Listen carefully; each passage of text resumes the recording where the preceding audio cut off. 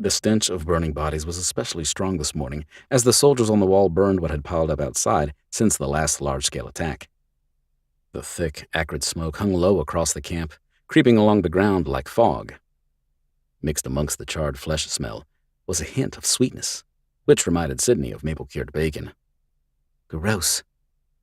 After almost 5 months in the West Texas survivors' camp, Sidney had become accustomed to the smell.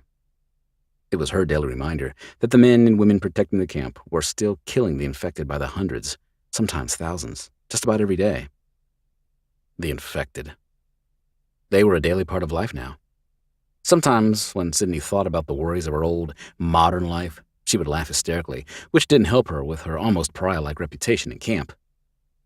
She wasn't crazy, far from it, but she was determined to survive at any cost, and to keep the life growing inside of her safe.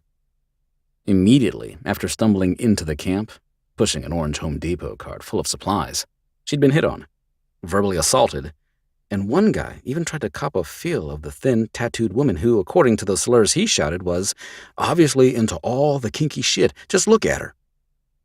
His friends rushed him to the hospital after she stabbed him in the armpit with her tiny 3-inch lockback knife.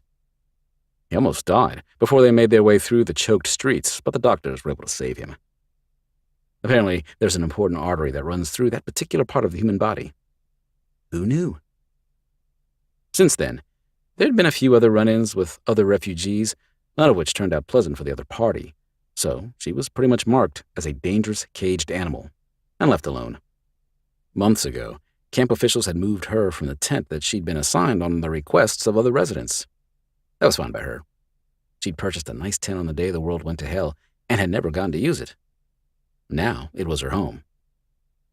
Sidney left her tent by the walls, which were really just double-stacked shipping containers with mounds of dirt behind them for the tanks to drive up on, and made her way toward the latrines to use the restroom and shower. About the only thing she truly missed from her previous life were showers and bathrooms in her house. Well, that and alcohol, but she couldn't drink now anyways, so that wasn't too much of a concern. "It's the crazy cat lady," a boy, no more than 8 or 9, whispered to a group of children along her path.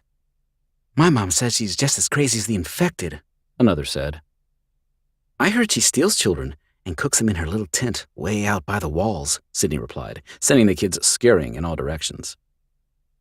When Sidney was alone with her cat, Rick James, she allowed herself to feel sad for what she'd become in the eyes of others. She was a genuinely nice person who used to help people and enjoy happy hours with strangers and friends alike. But all that had changed back in the hotel in eastern Texas when she fled from Washington, D.C. to the safe zone. She'd rented a room in a hotel the night Lincoln had turned. He'd been a raving lunatic, just like the rest of them.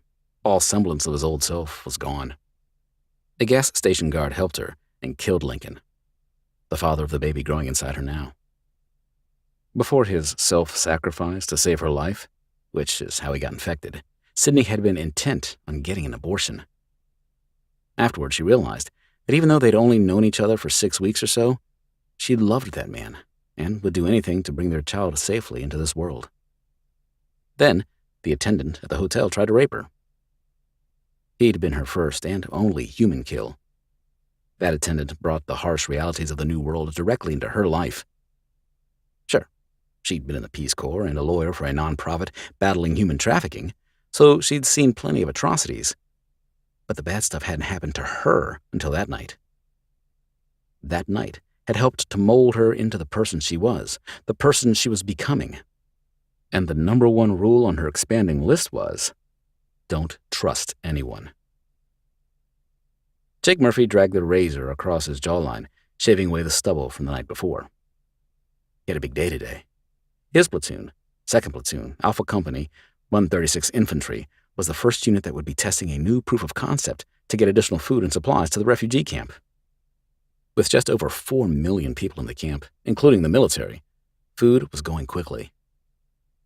Planners had brought enough supplies for half that population, not thinking the siege would last as long as it had. But the infected were relentless.